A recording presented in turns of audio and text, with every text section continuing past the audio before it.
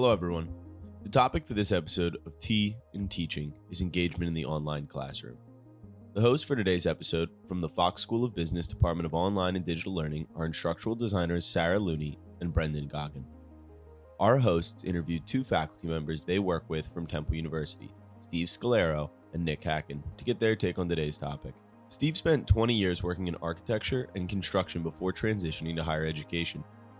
He joined Temple University in 2017, teaching courses on information systems in organizations and digital design and innovation to both graduate and undergraduate students. I don't care if you're in your bed, in your pajamas, or on the beach having a cocktail. I could tell you anything you want, but unless you engage with me, you're not going to learn anything. Nick is an associate at Wilson Sonsini Goodrich and Rosati, where he works as part of their litigation department, focusing on white-collar crimes. Hakun joined Temple University in 2021 as an adjunct professor during the coronavirus pandemic, teaching courses on white-collar crime, government investigations, and corporate compliance to legal studies undergraduate students. I am terrified about breakout rooms. Why? I have to relinquish control. Thank you for listening, and please enjoy the episode. Thank you guys for joining us today. I'm Sarah Looney. I'm an instructional designer with the Online Digital Learning Department. I work mostly with undergrad faculty.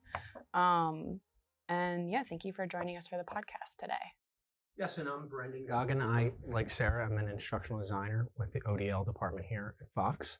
We're very excited to have you both, so welcome to our first official podcast. The title obviously being Engagement in the Online Classroom, so I welcome you both. Thank you. Introductions real quick. We have Nick Hakun from the Legal Studies Department and Steve Sclarow from the MIS Department. I guess we'll just go right in. Good question to start with. How long have you guys been teaching online? So I can go first. I was a pandemic addition to the Fox faculty, so I've been teaching since the spring of 2021. So I have 2.5 semesters under my belt, and this is my second time teaching the class online. So having done online, in person, and now back to online, it's given me some good perspective on what works and what doesn't translate. All right. And for me, I started teaching online at Temple in 2018 in the DIM program. My experience, though, online really dates back to the EMBA program where I was a student. So I was on the other side of the table for that. And as I was making notes and preparing for today, I was thinking, when did this really start for me? And I was on the West Coast in 2003, opening up an office where we communicated online with a camera and drawings. I was an architect. We'll get into that in just a bit. But that online engagement started way back in 2003. Did you teach in 2003? It wasn't teaching. It was still communicating over a camera with an audience across the country. And so when I look back and was making notes for today, I thought, I should bring that up and talk about it. Yeah, that's a long timeline. I'm going to pull it back a little bit. When you guys first started teaching using Canvas or using WordPress, what were some of the difficulties you had? Like, did you jump right in? Were you integrated? Did you have support? Like, when you first started teaching online, what was it like? Go ahead. You go first? Yeah, please. So I had the unique experience of not only for teaching my first time at Temple being online, but this was my first time teaching at the undergraduate level. I'd taught high school before this. That was entirely pencil and paper focused, no online anything. So coming into the Canvas world, thank goodness I was familiar with the platform. I was also inheriting an existing course. So someone dropped me a shell and handed me PowerPoints a month beforehand. I was like, go. That's very common. And and it's inevitable. And so especially for me, I was very grateful for that. As a first-time undergraduate instructor, that was a huge lift. I was following the syllabus as well as the students were, right? We were just kind of plodding through it together. The biggest change this year was, now that I felt comfortable with it, I got to revitalize everything and really lean into the capabilities and limitations of Canvas, which we can get into later. Sarah and I have had quite a series of conversations about discussion boards, but I really enjoyed the idea of starting with a baseline and then getting to tweak from there. And something that's intimidating to me, but something that sounds exciting, is actually designing a course from scratch and doing it with the idea of online teaching in mind, where you design every facet of the course around the medium through which you're teaching. So that's something that's intriguing to me, but it hasn't really gotten farther than that because it seems like a lot of work. Sure. So designing the teaching around the classroom rather than the classroom around the teaching? I think so. Or the I think that's what that is. Yeah. Well, working with what you have. Right. Yeah. And we often get faculty, especially new faculty, they're going to inherit a template usually. And I think, as you mentioned, it's a big benefit to come here and having that teed up for you and ready to go. But then, as you get more comfortable in your skin and on the back end of Canvas or whatever technology you're using, you get better at it and you can individualize the course to your liking. And I imagine your department was welcoming that. They didn't just stick you to that paradigm where you had to stay within that course completely. You could go and make it your own, right? Absolutely, and especially because it's an upper level elective course. There's really no rule book for it. And I was working a lot with the department chair to make sure that everything was good. We were really quality controlling each other, going back and forth with it, and that was really productive to get another set of ears and eyes, someone who's a veteran, and the department chair who's taught the course before, to say, let's go this way with it. Let's spend a few weeks doing this. And as the school is undergoing changes in paradigms and changes in kind of like departmental goals, getting to adapt the course in that way too, to kind of stay ahead of that curve, it's exciting, and it keeps it fresh for me too, which I can only imagine the longer you do this, the more important that is. So it's been fun. Yeah. Well, fresh for you and fresh for the students. Certainly, right. They're going to hear from, whoever took it last semester, what to expect, what do I need? Do you have any exam questions? Hopefully they're not, but realistically. So I'm going to toss it over to you, Steve. Sure. So as a course coordinator, when you're working with your faculty, do you have a template for the course? Do you let them know, this is where you can kind of add your individual take on it? How do you kind of approach your faculty when they just start? Sure. So, well, first I'm going to respond to that, but I'm going to pull it back a second because as Nick was talking, I was taking some notes here. And two things that enable my success are our department supports everything that I do and gives me the resources, but also Brendan and the instructional design team. We've been working together since 28, really since I started. Yep. So we built a friendship really over this. And so having that support enables me to be successful. And without that, I really couldn't. So I have to talk about that for a second. And then as far as, can you repeat the question again? No, Sarah's my friend too. Yes. Yeah. Yeah. Well, this has been what? It's been 6 years, right? So 6 years of it helps. Oh, I'm sorry. So when you asked, so the question was about building this out. What I do as a course coordinator is different than what I do as, let's say, building out the course for the graduate course that I teach specifically, both online. I create a framework and a guide, literally step by step. I build out from an Excel spreadsheet where I to start the semester, and I figure out where every class is going to be taught, what holidays we have, where there are breaks, and can figure out each major component. Now, fortunately, the baton was passed by Mark Doyle to me with a course, and then together we re-engineered things, and every few years we re-envision the class, and we're getting ready for our next sort of re-envisioning. Yep. So the pivot between doing this, and again, Nick, you gave me some great ideas as I'm making notes on top of my notes here. Going from Blackboard to Canvas is excellent. This was I want to say it's a legacy class in that it was a full in-person class. Yes, there were some online components, but as the class changed and we brought in a few years back, we brought in the coding content. We really had to reconfigure the whole class, and that coincided, I think, almost simultaneously with the implementation of Canvas. I was going to say, was that the catalyst to go online? Is that the material?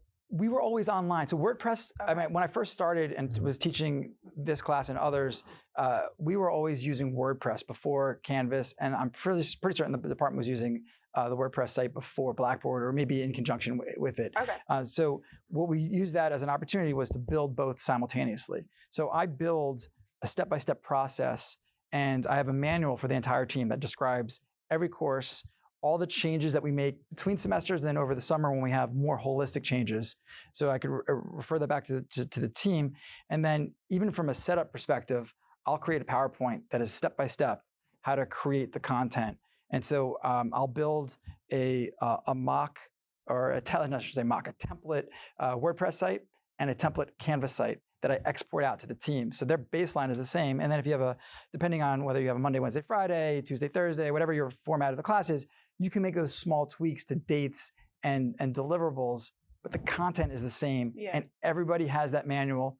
And then on top of that, I host 3, I call them lessons learned meetings across the semester, so that after each major milestone, basically we have 3 exams. After each exam, I get real-time feedback from the faculty, and then where I can make updates, otherwise we take notes so that when we do the updates at the end of the semester, we can incorporate them. Okay. That's good stuff. So that was a question that I was going to ask at the end, but I'm just going to bring it up right now because I think it's really important.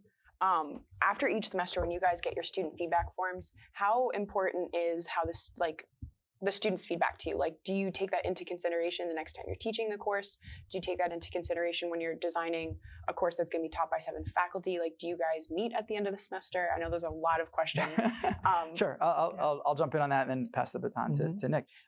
2 things. Yes. The short answer is yes to all of that. Student feedback forms are very important, looking to understand where we can make changes. Now, one of the challenges with the student feedback forms is they come after the fact, and they're not in real time with the content. And I'm sure we could have a whole sidebar. That could be a whole nother podcast to talk about. We're getting ideas. What we do, and I'd love to talk about this, but what we do also is one of our engagements online and in the in-person class is we have in-class activities. And so our framework is typically, and our course is built on a Monday, Wednesday, Friday schedule that we then tweak depending on the other frameworks. But typically it's 3 50-minute sessions. Discussion, not lecture, discussion, in-class activity to support that discussion. At the end of each in-class activity, there's an opportunity for the students to give us feedback. So throughout the semester, we're getting feedback, especially on the online course. In the in-person course, what I've started doing is mid-semester, giving them an anonymous form to fill out. I haven't quite figured out how or if I'm going to do that online yet, because the perception is if you give anyone something online, even a survey, we talk about it, obviously, there's data collected. Is it really anonymous? I haven't really figured out how to try that and convince students. And I'm not certain that I necessarily want to. So we do that a little slightly differently in person. But that in-class activity feedback, we'll review it and and wherever we can make little tweaks, we absolutely do. How do you? So I'll take it with the end of semester and then what I do in the semester. So it's like Christmas for me when I get the student feedback forms. I really do love it. And it's funny here on our questions we have, do you ever have students acting as crickets? And I always explain to my students that, think of how much engagement we do week to week where we're actually talking about, how we're enjoying the course, things like that.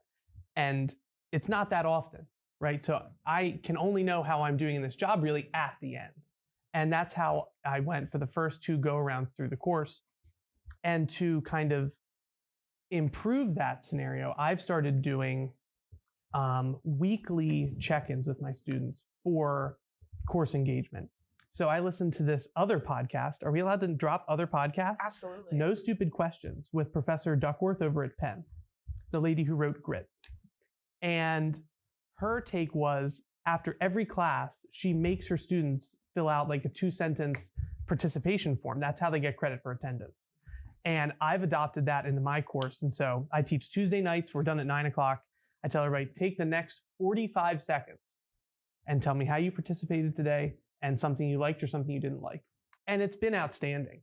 And I've really been able to lean into that. And, I usually review it a few days later while I'm prepping for the next week. And I've gotten some of my best ideas from there, more poll questions or, I like this or I didn't like that. And so where possible, right, you can make little tweaks, but just getting those check-ins. And sometimes you only get an answer like that from 1 or 2 students. Sometimes more students, some students are more willing to tell you things they don't like. Others are complimentary, but hopefully you hear the data through the signal through the noise. And I found like that has been very helpful for me. And it's a way to track attendance. So 2 birds, 1 stone. I was going to say, I have a question. So this is a graded assignment. Like they have to do this, right? Yeah, that's how they get participation. Okay. Did you ever not have it graded and just see who submitted stuff? Like when did you decide to make it graded, make it required? Because I know with some students, requiring stuff almost has the opposite effect. Right. I think it's been done. I've had it graded this is the first semester, right? So I guess only this semester. I was thinking about if I did last semester. But I think it's cumulatively, 1 point for each week. All 15 weeks are worth 5% of your grade. So it's minimal, but there's a little bit of accountability in there. And if a student doesn't respond, they don't respond. But I've never had someone habitually not respond.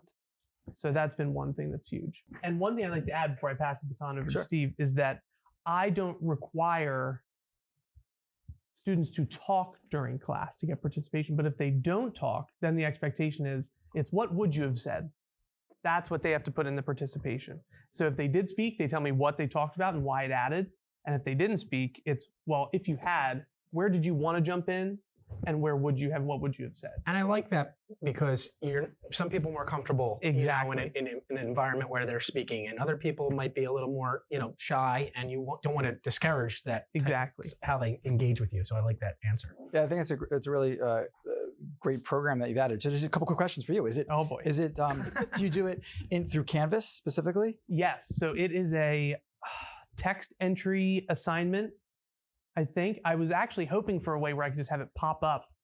Like maybe I'll just give the hyperlink like in the chat or at the end of class, something, just trying to really make it as easy, reduce the barrier to entry for students just to click it and fill it out. But yeah, it's in Canvas. And you do it each class? Each class. At the end of each class. Right. It's due at midnight the day we have class. 45 seconds. We're 45 still learning seconds. about it, but Poll Everywhere is integrated into Canvas now. That may be something that you'd be able to do because you could just pop the question up at the end of class. It'll take the student's name, data, and you'll have all the information afterwards. Okay. Still learning. And it links into Canvas. It's integrated with Canvas. That's the one thing. When you were talking about having WordPress, like having to migrate data from one LMS to something else, I'm thinking that's why I love Canvas. It's just I can go on speed grader. I'm sitting on my laptop doing work, plow through it, and then as I grade, it goes in, and there's no second step. But and keeping up with third-party softwares that are integrated with Canvas is a full-time job in itself. And that's why you guys are why we're here. Yes, But, and that's why we encourage faculty to reach out to the designers, because they might not have thought about something that has come across our purview, but you guys are great examples of people that do. So. Yeah, along the same line, so I'm taking again lots of notes, a lot of the things you're saying. I think incorporating that after discussions makes a lot of sense. Now, what we do with our in-class activities is I typically don't announce them until the day they're going to happen, and so it's our way of sort of taking participation. And so we tell the students up front, you can miss 2 without any penalty. So that eliminates most of any type of excuse from I got in a car accident to I just overslept and anything in between that could happen. You also get the emails trickling in saying, hey, I missed it. And so that helps with attendance, and we don't release the access. Well, they get the access right at the beginning of class, but they need an exit code at the end. So you might want to look at it as an opportunity if instead of just emailing them out. That does work a little bit in Canvas, but I'm going to go back and think about, maybe I can make that you can only miss 2 classes across the whole semester and do it with discussions, because it would be nice to get some of the feedback after discussions. One of the things I do at the beginning of class is we'll go over a roadmap for the semester, and I open it up to any questions, comments, concerns, and then on the back end I tell them, hey, this is a continuation of a discussion. Just this class doesn't just end here. It goes into office hours, it goes into our next class. Any other final thoughts? Now I open it up. The top high performing students who are the most engaged will say something. I haven't quite figured out the magic to get all the students engaged. So I like your idea of responding to the discussion. I'm going to look and incorporate that. So thank you for that idea. That's good. So that's a perfect segue into the next topic that we want to talk about. So this podcast is like engaging. Like, how do you facilitate engagement in the online classroom? How do you get your students to answer questions? How do you avoid the crickets? So to kind of start that, what is engagement to you in the online class? Is it responses? Is it thoughtful discussion posts after class? Is it questions to, what is engagement to you guys? I'm going to start with Nick. Okay, so engagement in my classroom, I think about it primarily during the 2 hours that I have the students. So teaching one night a week for 2 hours, it's a marathon, and especially for the students. So I have been really intentional in dividing the class into 2 different halves. And so the first half of each week is kind of more the traditional lecture focused slash discussion. And teaching a legal class for upper level students, it gets deep quickly and inevitably. And that is where I look for engagement. And it's really a factor of having good questions. But when you have good questions, it can take on a life of its own pretty quickly. And a lot of that is when I have to have a lot of enthusiasm. I have to kind of be, you have to turn the on switch on to 11, and then you can really start getting animated and start posing some kind of, not spicy questions, but you want to make it somewhat engaging. And once you hit that tipping point, the conversation can kind of take on a life of its own. I have had times where it hasn't, and it's really caused me to go back and reflect and did my readings prepare the students to have the conversation that I wanted them to have? Mm-hmm. What was I assuming that maybe was an unfair assumption for the students? But that comes up just kind of through learning the black letter law, and I teach white collar crime. So usually it's pretty easy to get people fired up on that subject. The latter half of the course, most weeks, is spent with a case study. So we have a case book with 10 to 15 page chapters going through a specific white collar crime. True stories, very digestible, written for undergraduate students. And the method that I've been going with for engagement in that section is I have between 30 and 50 pre-written questions. And we essentially just go Jeopardy style for reading comprehension. And some of them are more discussion points to build off of it. But the idea is that the questions range from as easy as, what industry are we talking about in this case? Are we talking about cars, makeup, whatever, to deep questions like, what are the elements of wire fraud? But by having the questions written out, and this is all from feedback from the students that I know that most of them like this, is having the questions be so numerous and so low stakes, I can get students that normally wouldn't participate to at least raise their hand and say, we're talking about the automotive industry. 5 words and you've participated. But now I'm giving away the secrets on the podcast. What they don't know is what I found is once you break the ice and get a student to participate once, they're more likely to come back and participate again later on. So once you get them to turn the mic on once, I found that you can kind of get going with that. So I try and have 2 different forms of engagement where first half, it's really my extroverted students who like to talk kind of dominate the discussion. But in the second half, I sometimes will just say, no, you can't answer this question. We'll wait until someone else raises their hand. And that has worked pretty well. Yeah, I've heard this said as the sage on the stage versus the guide on the side. So you're doing both in your class. Sage on the stage, guide on the side. Yeah. Okay. We're getting all this good. I know. I've got a lot of notes here. I'm flattered. Yeah, and that beckons the whole flipped classroom approach, where traditionally where some of us learned, it was pure lecture, sage on the stage. Mm-hmm. Death by PowerPoint. Right. So the idea is to have faculty and have students maybe have those clunk things that we use the video vault for those chunk videos to learn the mini lectures about what they're going to be doing in class, and then use the professor's time or faculty's time to really push the class towards solving problems and having your expertise come through in a moderated kind of way. That sounds like the way you're doing it there. So I think it's a novel approach. Yeah, absolutely. I think the idea of trying to facilitate a healthy but a conversation that changes minds, right, or expands thinking, like that's of course that's the dream. If we could have that every week, it would be amazing. And I think it's something that I'm still working on.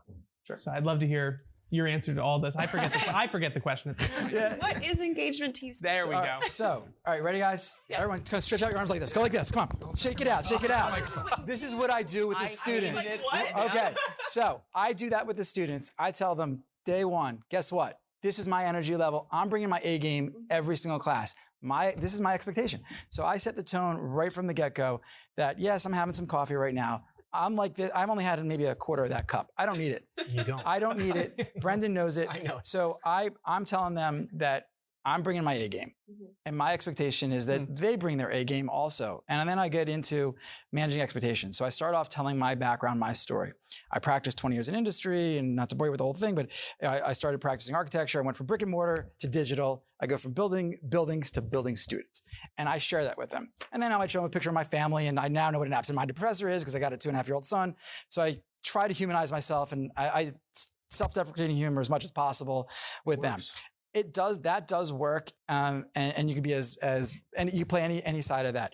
Managing that expectation from day one is important. And now I teach, again, 3 different courses. So if we just focus on the undergrads and the 2101 OBBA course, when we came online from the pandemic, we had the 50-minute, hour-long, 2-hour-long classes. Right now, I'm only teaching the 2-hour version. So there are some differences there. That discussion in-class activity has to be woven in and condensed. So that's real challenging. The idea of incorporating technology into the discussion, using breakout rooms, I do my best. Again, it's a little bit different in person versus online, learning their names, not just from reading them, but using their first name. Students love it. I do my best to, one of my secret sauces, I avoid the whole pronoun game. I just call them by their names. People love it. And I actually, to give a professor of mine back when I was in Syracuse, Professor Lawrence Thomas, I'll never forget, it was Philosophy 101. It was the largest lecture on campus. Didn't matter where you sat. He stood up on the stage. He knew your name and he would call you and you had to pay attention. Yeah. Right. So I don't do the cold calling because I found that does not work. Yeah. But cameras on. Oh, so here's another thing I'll do. Because that's all right. So here's what I'll do with the cameras on. I'm playful. I am not funny. I know it, and I'll tell them. My sister will tell you I get one joke a day. That's it. But not funny. I'm not. I know I'm not. But I'm engaging in that. I'll tell them stories, and so I'll tell them. I'll play around with them the first time with the camera issue because it is an issue. Early in the pandemic, I would have ITAs with us, and we would actually tell them, hey, we're going to boot you from class. Guess what? That shows up on the student feedback forms. Problem with the student feedback forms is you read them at the end of the semester, and I call them file stuffers because what happens is someone a year from now could pull it out and not know the context of the class and what happened. So to me, we can talk about that another time. So what we do is, or what I do with classes, as I'm looking, and I try to have my main screen up and as many of the pictures I can see, and I'll scroll through. If I start to see a bunch of cameras off, I won't call out a student, but I'll explain to them. I said, hey, look, I did this in industry, and it's like literally putting your head under a desk. And if you were in class, you wouldn't put your head under the desk, would you? Or come in with a bag over your head. So I also tell them, there is no difference to me between teaching in person and online. I'm going to tell you straight up. If you come in my live class, I will teach you the same way. The only difference is I'm running around the room like a maniac as opposed to sitting in my chair being a maniac. And so the constraint is I've got armrest and I can spin around a little bit. But so I really, the managing the expectations is really part of it. We use some good quotes. There's a Ben Franklin quote, which I brought in my notes. I'm not going to misquote it. But in essence is, teaching versus engaging. And that I could tell you anything you want, but unless you engage with me, you're not going to learn anything. And I'll come back to that quote pretty often. So that helps. We talk about technology, content, and activity. I really use the breakout rooms to engage with them. And so depending on the size of the class, because I've done this for 120 students, I've done it for as small as, I guess, 10. Mm-hmm. I think also for online, there's a sweet spot. I think 36 is the sweet spot. Anything more than that is in my professional opinion, is a disservice to the students. You can't engage with that many students online, and you're gonna have people. Yeah. Depending on the content, I mean, that's where, just talking from a designer's perspective, like we do have courses that are 250 students online. It may not be the best, but like you said with Canvas, WordPress, like we have what we have and we have to work with it. We have to work with it. And I think one of the things that we've learned from a lot of articles, which we'll share afterwards, is putting the students at the center of the learning. Yep. And you talk about a Ben Franklin quote. I can't even quote who it was, but one of my professors at the beginning of the semester was like, there's the base level where, you're reading, you're learning, you're listening. And then there's, teaching to someone else. Like if you can teach the material to someone else, you've mastered it. So, part of our job is to make sure that they get the content, but part of our job is also giving them the skills to master that content, whether it's, doing a presentation, reporting a paper. There's so many outlets that we have. But I think our job as designers and professors is to not only get the content across to them, but to create a space that they're absorbing the content. Absolutely. And I mean, we've talked about this in some ways with, giving them options of assignments. If you want to present. If you're better off writing, write. But, when we're in class, when we're in those moments, like you said, I think creating expectations beforehand, this is how I'm going to grade. You're going to have time to reflect. Set the expectations out of the gate with that is important. We talk about crickets in the classroom, but there's nothing worse than blind crickets where you can't see them at all, dealing with that is a challenge. So I'll try that. I'll try any tactic to get them the first time. What I found over time is I just let it go. I have to let it go. And now that goes against my professional judgment. And it took me a while to learn that those students, they're ultimately gonna have to figure that out on their own, and it's gonna come back to their responsibility. I'll tell. I pulled out the quote because I did want to share it.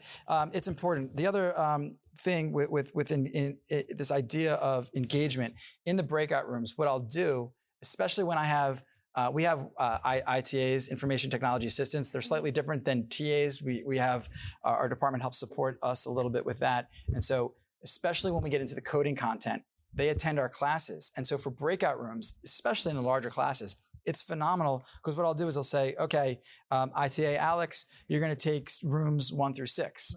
Stefania, you're going to take rooms 7 through 13, and I'm going to take 14 through 18. And then as we get through each room, we keep cycling through. So there's very little time in breakout rooms where students aren't engaged. And I do that with the graduate program as well. I'll hop in and out of the rooms as much as possible. One, it personalizes the experience with the student. Yeah. And two, they know, hey, I better have my camera on. And that's where I can be even more playful with them about having the camera on. I'll drop in there and see no one has their camera on. I'll say, what's going on here? Come on, guys. It's just us now. Just what are you doing? Smaller group. And then the last thing I'll add on that, I know I'm talking a lot here, is what I also do, and I think I heard it in the video, that the one that you had recommended here.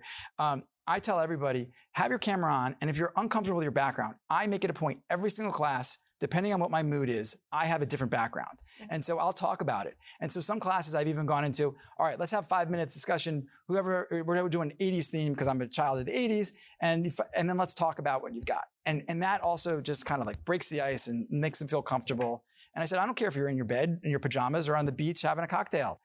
Just put a background up, let's see your face, you can put whatever you want. Yeah, engage. Yeah, I think the human factor from day one and being consistent with that as well. I've heard from a lot of faculty that it's successful, or, if something flops, why, maybe you had a bad day, and the students are going to run with that, unfortunately. Yes. Yeah. And you wouldn't be surprised how many faculty just will continue to speak with blank screens, and to me, as someone who likes to talk a lot, knowing your audience is important. And if your audience is blacking out, that would tell me that I had to switch something up or have to require it somehow, and if you're constantly pressing questions on them they have to answer, that's a big difference. But sure, your time is valuable. So two add-ons, and I'll pass the baton. Yeah. So on that, one of the things that I tell the students, both in person and online, is when I was a student, and they hate to hear, when I was a student, the math was different in that you used to take the average age of the room and equate that to minutes. That was attention span. Today, attention span is 30 seconds at best, at best. So even when I'm playing a video, I'm cognizant of that, or whatever I'm doing. Yeah. I'm not going to go past 2 minutes on that video. So that's the first thing. I know I have their attention for 30 seconds at best, whatever they're going to do on their own. And then that quote is, tell me and I forget, teach me and I remember, involve me and I learn. Mm-hmm. Whether it's really attributed to Franklin, I don't really know. We'll just the concept, though, I'll reinforce that a number of times across the semester, and I'll tell them, hey, the more you're involved, and I'll tell them the data shows on the exams, the students who are more involved, and I can point to it, do much, much better, hands down. I don't have to give them a percentage. It's obvious. Mm-hmm. So go ahead, Nick. So this inspired me with 2 or 3 things. I can't remember now. So the first is, I had an experience just last week. I was teaching, and for whatever reason, I had a lot more black screens than normal. And I told them within like 5 minutes, I'm like, guys, my energy is just dropping right now because I can't see you guys. And I was just kind of honest with them, like, and it's funny, I was on my I usually teach on a Mac, I was on a PC, and like I couldn't get the windows right. I'm like, guys, hold on, I just need to take a minute. But I need you guys to kind of like step it up a little bit, because it's feeling flat. And if it's feeling flat for me, I can only imagine how bad it is for you guys. And that worked. And I've never had to pull that card before, but it did work. On that topic, I have kind of, again, Steve, you said it's like against you. The difficulty with the black screens is something where you have to make concessions. And so the current equilibrium I have is, first half of the class, while it's primarily me talking, you guys can go screens off.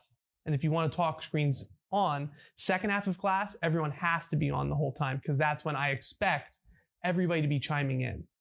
And I've gotten feedback that they like that. And it kind of feels like they're winning. It's kind of like a win-win. Give me a little bit. Exactly. So it's like we're splitting the baby, and give me half on, half off. And it leads to the right kind of discussion in the second half of class, maybe at the expense of a little bit less engagement in the beginning. And then, it was the third point. I am terrified about breakout rooms. Why? I have to relinquish control, right? My assumption is, thinking back to some of my less than great days as an undergraduate, if I was just told, go into this breakout room for 20 minutes, it's a situation where if parents aren't watching, right, if there's not a set of adult eyes, I have fear that I'm not going to necessarily get what I want. Sure. And so it's a big thing for me as a younger professor, relinquishing control. And, as I'm saying this, I'm probably sure the answer is, well, you have to set clear expectations, have clear deliverables, things like that. But I'm just nervous. And then as I cycle through the rooms, I feel like I'm interrupting. So those are big fears that I have. So I just love to get your take on that. So you're coming in basically, sorry, Steve, you're coming in basically like, hey, I'm here. I'm in charge. Here for 45 seconds. Who's going to give me the update on what's going on in this breakout room? And you feel like everyone's like, all right, who's going to speak here for all of us? So I get that. That's salient. But going to your point about cameras on, cameras off, or Wendy's, I think one of the webinars we gave out, faculty member of, maybe it was, or the articles, is giving some flexibility. Like, okay, if I'm going to be giving a lecture on something, maybe say, I don't need your cameras on because it's just a lecture, whatever. Or I might want you for in this time, but if we're working on an assignment together, you don't have to have it on. Right. Just don't insult me while I'm talking, like something along those lines. But I do like the idea of giving them an option at some way along where they can turn it off. I think that's a good approach. Yeah. And along those lines, right, there's no one magic approach, right? And that's the thing, that it's a little bit tougher in an online course than in person, but every cohort has a culture. I wish there was a way we could quantify it. It's all qualitative. So how do you collect the data on that? Because I can tell you, right now I'm teaching 3 courses. I have a 11 o'clock, a 1 o'clock, and a 3 o'clock. Each personality of the class, radically different. Yep. They score differently on the exams.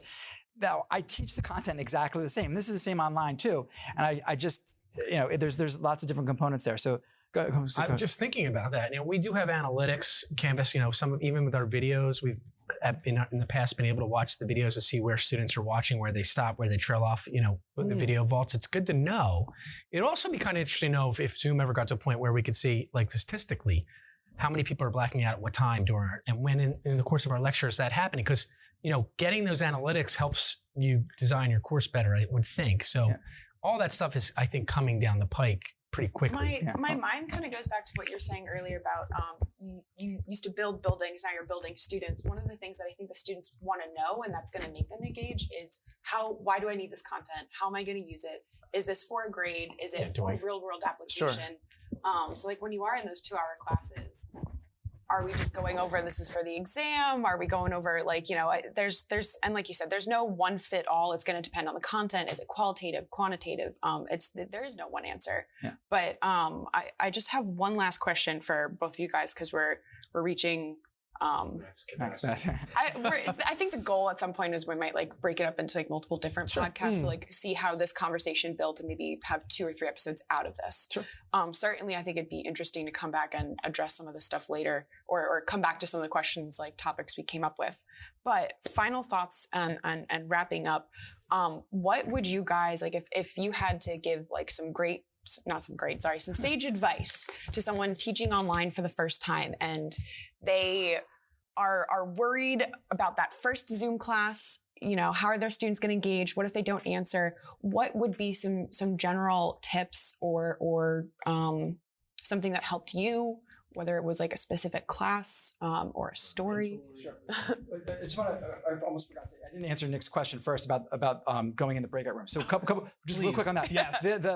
So a couple things. Yeah, it obviously takes practice. Gabby, who's sitting across the room, knows from a student perspective, and we work together as peers as well.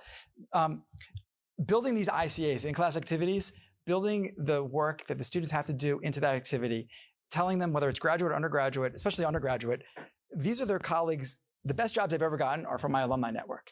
And so when they're in that breakout room, it's important to meet and connect with those other students, because 2, 5, 10 years down the road, this might be your next best job opportunity. So that helps. And then working through whatever that deliverable is, so that there is something they have to build to. And then jumping in the room, yes, it is jarring for some students. So I just do my best, and you can tell I can be obnoxious. I just jump in and be like, hey, I'm here. Because I've been on the other side of it, and it's jarring when someone comes in the room. And so I just make myself known. Even if they're talking, I go against my norms. I just interrupt them. So because it is awkward to just all of a sudden there's that face there. And even if unless they're like, there's something, I walk in and there's like a real heated discussion. So it just takes time, and you just have to do it. And I think they'll appreciate you for doing it. And then sometimes if they're working so hard, just, hey, I'm just checking in, and just leave. Right. And so you have to gauge the temperature of each room. And then the first time you go through it, it'll be awkward, and then next time it'll feel natural. All right. Yeah. So I'll pass the baton to you for final thoughts, and then I'll. Okay. So I think for me, the single biggest piece of advice I would give, and it's funny looking at who's running or who's featured on this podcast today.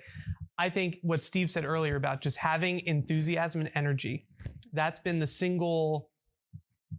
been a theme throughout all of the classes I've taught. And for me, it's really the only way that I could see surviving online teaching is if you are flat, there's like, how would I say it?